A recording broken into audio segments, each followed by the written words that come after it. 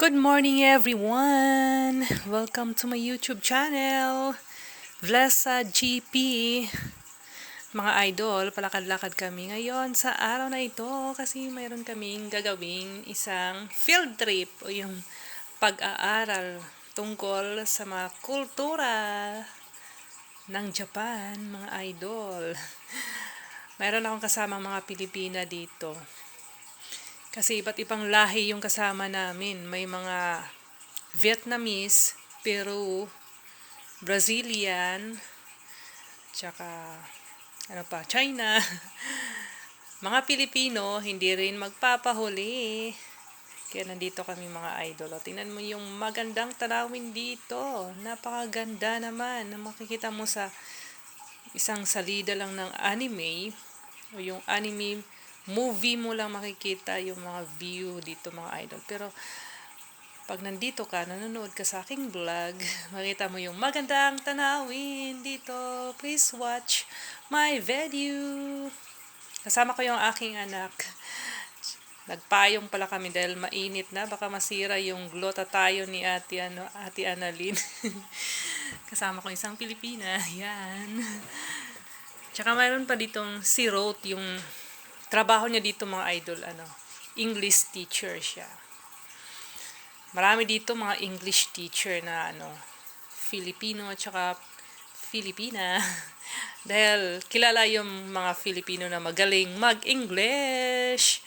Char-char lang. Enjoy watching my video. Papunta kami kasi maglakad lang kami. Kala namin mag-bus kami. Maglakad lang pala. Buti kami. Naka-pump shoes. Hindi naka-high heels. Pag nag-high heels, nako, taas pala ng lakarin. Mga idol, dito na kami papunta kami sa isang old house. Makita nyo dito yung kultura ng Hapon. Yung dating kultura ng Japan. Napakaganda ng kanilang garden ba? Sa labas ng bahay. Tingnan mo. Ang ganda ng garden. Pag old house yung pinuntahan mo, makikita mo yung napakagandang gusali na kanilang bahay, mga idol. Yung tinatawag pa dito na samurai housing. Yung tinatayo pa noong 1800 century na bahay, mga idol. Napakaluma na pero napakatibay ba ang paggawa. Hindi siya kaagad-agad masisira. Yan, napakagandang bahay ito. Isang old house. Marami kaming kasama mga idol. Yung mga tour guide din sila. May mga tour guide kaming kasama. Nag-explain sila kung ano yung nasa loob. Ito yung dinadasalan ng mga Hapon, di ba? Yung Buddhism. Kanilang God nandito. Kita mo yung bahay, yung napakaluma na pero napakatibay mga idol. Gawa siya sa kahoy. Ito yung God nila mga idol. Buddhist God dito. Di ba pag nagdarasal sila, nakaano lang sila. Nakaupo lang. Makita mo yung sinaunang kultura ito sa bahay na ito.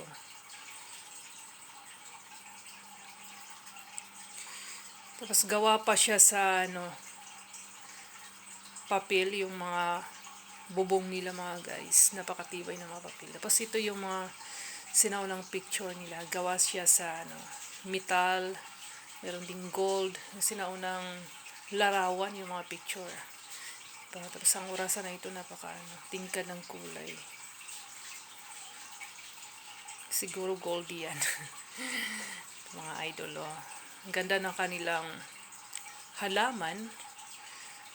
Para siyang flower base pero totoong halaman siya na mumulaklak. Nasa loob siya ng bahay. Ito, napakatibay ng bahay na ito. Napakatagal na. Kita niyo yung mga old furniture na ginagamit nila. Yung mga ilaw. Napakaluma na mga idol. Ito yung sinusulat nila ng mga kanji. Mga batas, mga kasabihan. Dito kasi nagsusulat yung dito. Tinitirhan ito ng mga heads dati. Yung mga leader ba. mayor, mga sinaunang tagapamahala ng lugar na ito. Ito yung old na picture nila mga guys. Ito yung dinaraanan namin kanina, yung garden. Ganyan pa rin yung itsura ng garden yung dinaanan natin. Sa maraming taon na nakalipas, ganyan pa rin. Nakita ko yung garden na wala siyang pagbabago. Ganyan pa rin yung pagka-design ng mga bato ba mga idol. Dito naman sa sa kwartong ito, yung gumagawa sila ng kasulatan kasi itong mga guys. Susulat sila ng batas dito ba. Dito nakaupo yung leader, tapos meron siyang ginagawa dyan.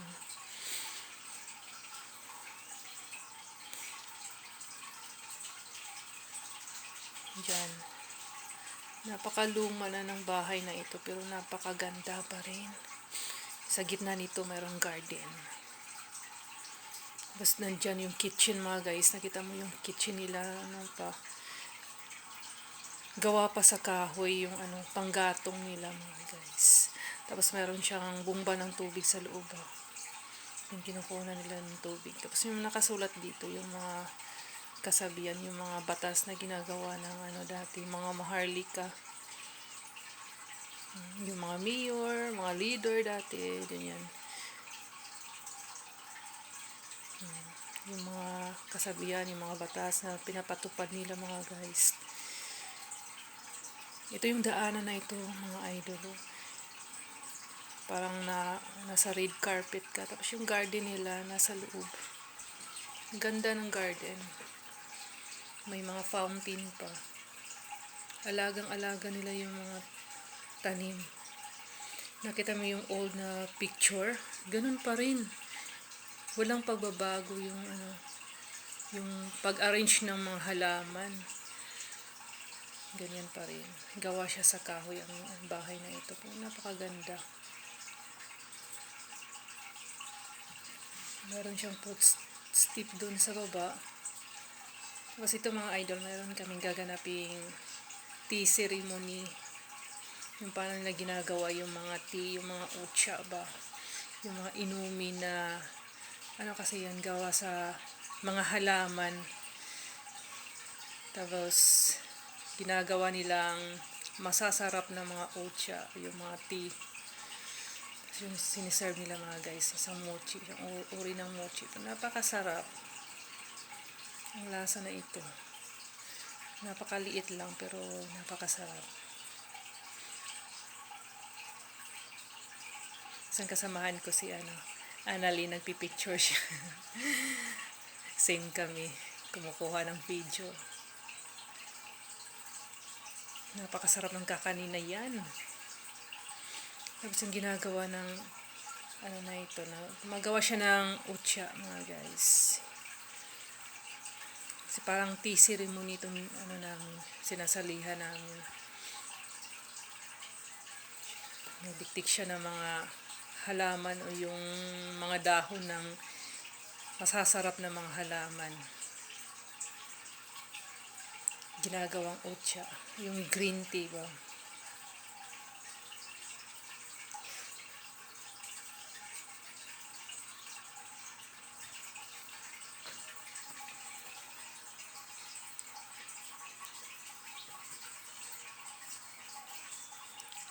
Kasama ko yung mga bisita din na iba't ibang lahi. Pinapakita nila dito kung paano nila ginagawa yung sasarap na inumin. Mas kompleto pa yung kultura ng respeto ba. Paano sila gumagalang sa mga customer na pumupunta dito.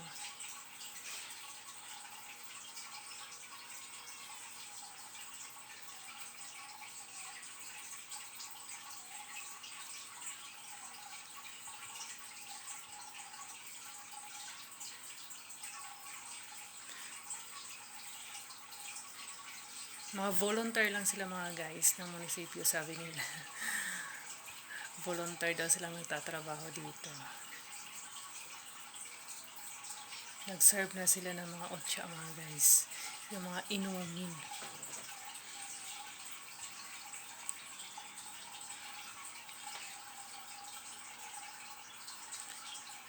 Tour guide namin si Kyoko Kawagoe. Nagtuturo siya kung paano inumin yung ocha. Yung naka-yellow mga guys, yun ang tour guide namin dito. Ito yung taga Miki City Tourism Guide. Ganyan sila.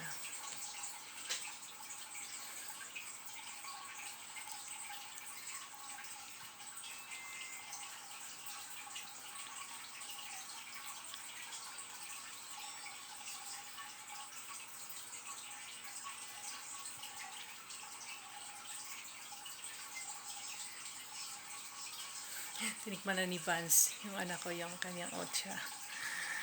Nag-try na din ako mga idol.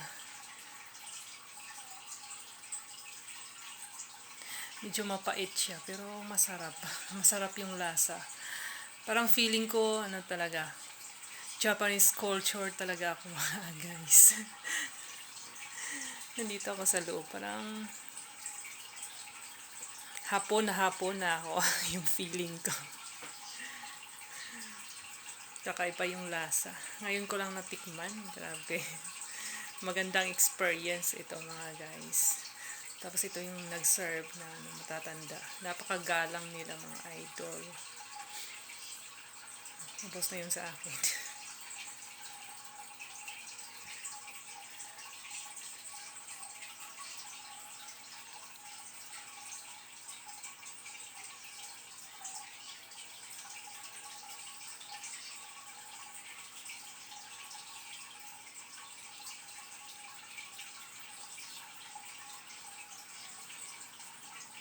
At ito lang po ang aking ma-share sa araw na ito.